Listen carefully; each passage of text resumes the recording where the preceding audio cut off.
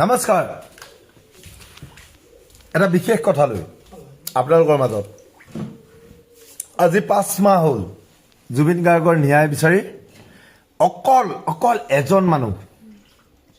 এজনী মাইকী মানুহে দৌৰি ফুৰিলে সেইজনী হ'ল জুবিন গাৰ্গৰ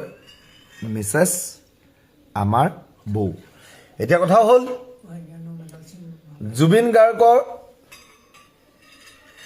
অসমৰ মানুহ যে ইমান আবেগৰ বশীভূত হৈ 2 এদিন 3 দিন 4 দিন 5 দিন 6 দিন মাত্ৰ একমাহ দৌৰিলে কিন্তু জুবিন গাৰ্গৰ ন্যায় বিচৰাৰ মানুহ বৰ্তমান সময়ত শেষ হৈ গ'ল কিয় জানেনে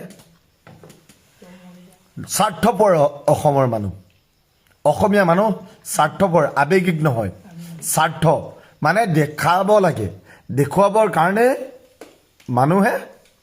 জুবিন গাৰ্গৰ শৰণাপন্ন হোৱা নিচিনা হৈছিলে যিদিনা শ্ৰদ্ধাঞ্জলি জনাইছিলে আজি পাহৰি গ'ল কাৰণ চৰকাৰে টকা দিছে চৰকাৰ লৈ টকা পাইছে আৰু জুবিন গাৰ্গক পাহৰি গৈছে এইখনেই এখন সমাজ অসমীয়া মানুহ যি শুদ্ধ টকাৰ কাৰণে জুবিন গাৰ্গক পাহৰি গ'ল এইখন জেদজি ৰাজ্য জেদজিক পাহৰি গ'ল ন্যায় লাগে বুলি পাহৰি গ'ল ন্যায় বিচাৰিছে কোনে জুবিন গাৰ্গৰ অকল মানুহজনীয়ে বাকীবোৰ সোমাই গ'ল ক'ত সোমাই গ'ল টকা 10,000 1250 টকা 1500 টকীয়া ভক্তসকলৰ কথাটো নকওঁৱেই গতিকে অসমীয়া এদিন শেষ হ'ব নিশ্চিত সত্য আবেগিক মাত্ৰ 2 দিন 3 দিনৰ কাৰণে বিবেক পুৰণা হয় বিবেক নাইকিয়া আবেগত কাম কৰিব নালাগে বিবেকত কাম কৰিব লাগে আৰু অসমীয়া জাতিটো